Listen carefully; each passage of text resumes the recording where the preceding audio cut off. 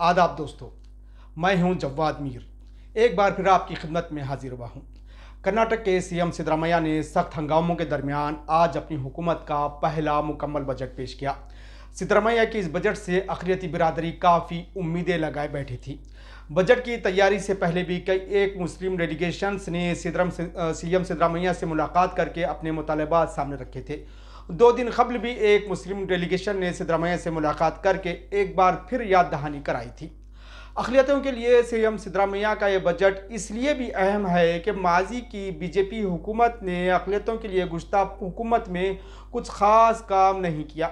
इसके अलावा कांग्रेस ने असम्बली इलेक्शन से पहले जारी किए गए अपने पॉलिटिकल मैनिफेस्टो में अक़लियतें बिलखुसूस मुसलमानों को काफ़ी सब्ज़ बाग दिखाए थे। अक़लियतों के लिए 10,000 करोड़ रुपयों के बजट का ऐलान किया था। इस बार सिद्धरामैया ने अपने बजट में मिनिस्ट्री फॉर माइनॉरिटी वेलफेयर के लिए कितने करोड़ का बजट रखा है ये अभी वाज़ेह नहीं हुआ है। ताहम सीएम की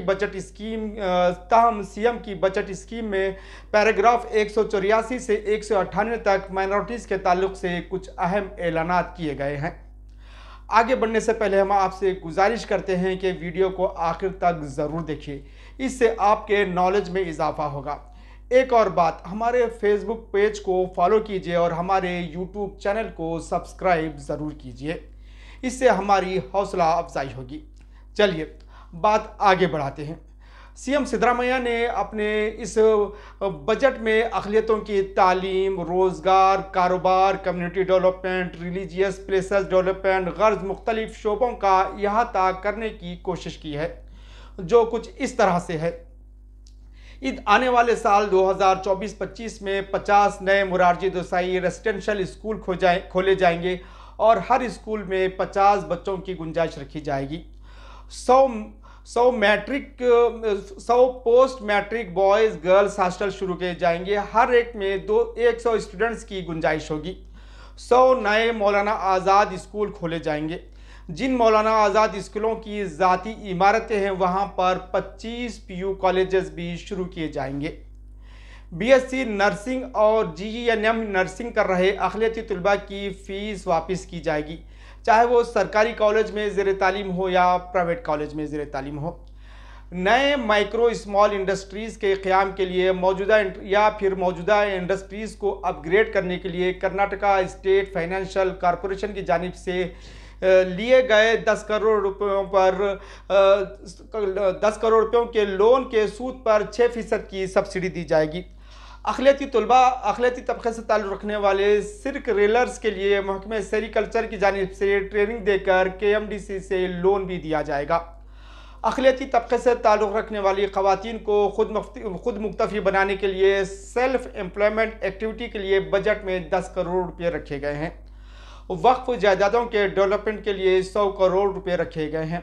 बिलखुसूस ASI के जानिब से प्रोटेक्टेड मॉन्यूमेंट करार दी गई इमारतों को प्रोटेक्शन और कंजर्वेशन के लिए ये रकम मुख्तस की गई है।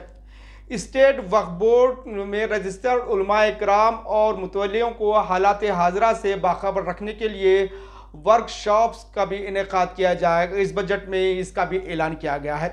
रियासत की बड़ी बारगाहों दरगाहों में बेसिक फैसिलिटीज़ की फ्राहमी के लिए 20 करोड़ रुपये रखे गए हैं। मंगलुरु में हज भवन की तामीर के लिए 10 करोड़ रुपये रखे गए हैं।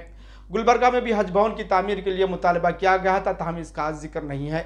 जैन मजहब की मेजर पिलग्रिमेज डेस्टिनेशंस के डेवलपमेंट के लिए 50 करोड़ रुपये रखे गए हैं। इसी तरह ईसाई कम्युनिटी के डेवलपमेंट के लिए 200 करोड़ रुपये रखे गए हैं। बुद्ध मजहब की मुक़द्दस तहरीरों को कन्नड़ा में तर्जुमा करने के लिए मुनासिब फंड्स फराहम करने का इस बजट में वादा किया गया है। इसी तरीके से और एक माइक्रो माइनॉरिटी कम्युनिटी स्किलगर कम्युनिटी के फाइनेंशियल इम्प्रूवमेंट के लिए स्कीम्स बनाने के लिए 2 करोड़ रुपये इस बजट में रखे गए हैं। इसके अलावा सिख बरादरी के लिए बीदर में वाक़े श्री नानक झिर्रा साहब गुरुद्वारा के डेवलपमेंट वर्क के लिए 1 करोड़ रुपये रखे गए हैं।